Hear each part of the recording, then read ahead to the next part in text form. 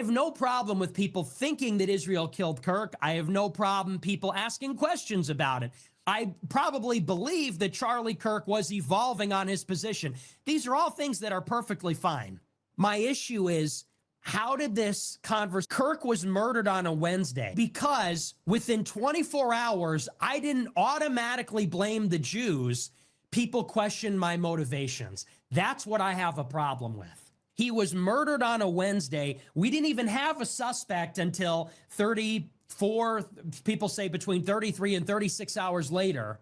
We didn't even have a guy. Because I didn't automatically say the Jews did it with zero evidence, people said, oh, he's afraid. He got the call. He turned. He pivoted. He's with Daily Wire now. And it's like, have you lost your damn mind? We're living in the world where Charlie Kirk got shot for being anti-Israel, but I got bought off because I don't believe that. That's when you know it's gone too far. That's insane. So if you said that, fuck you. Dead to me. All these, and I saw so much of it from people I really surprised, dead to me. I want nothing to do with those people. I'll never forget it. Anyway, but we'll move on. That really bothered me, especially because I put out a message last week that I thought was it was actually the right message. I do think they wanted to create division between the right and left. I encourage people to back away and not take the bait on that. And then I get scum-sucking communist Muslims, stupid-ass assholes on Twitter saying, you got the call, you got the memo. I red-pilled you, dipshit. You voted for Trump last year. I'm the only one that's being consistent.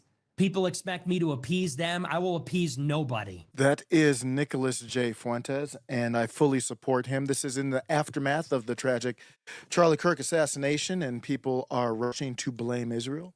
I have questions about Israel. I am not ruling out Israel, but that's not the point of this. Nick stated it, and I'm just going to follow it up, because people can't stand that the Groyper movement is maturing in real time. People can't stand that the gatekeepers are not going to be the only serious and credible group or movement out there. When Nick Fuentes names the Jew, he wants the Jew to be named with credibility. You can't name the Jew when you have nothing to connect the Jew to it, not anything substantive, without looking like an asshat. If you want to talk about the aftermath, I think part of the problem is people aren't separating the aftermath, in which Israel and many Jews are taking advantage of it. Donald Trump talking about supporting, in Charlie Kirk's name, supporting hate speech. That's different than who did it.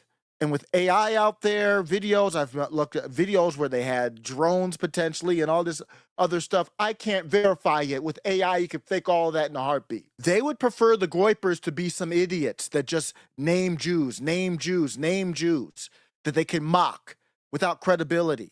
Sorry.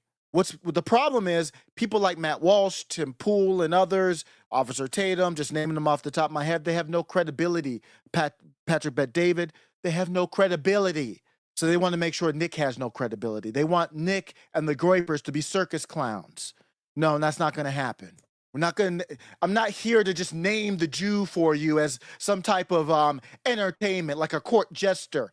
F you. I will name the Jew. To have the privilege. Because I don't really feel like it's a privilege to stand with. I will name them, but I will name them under my own volition. I won't name them because you believe I'm some sideshow Bob circus clown that does nothing but name the Jew.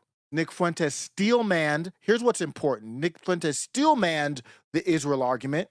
He's not afraid to talk about it, so you can't say that.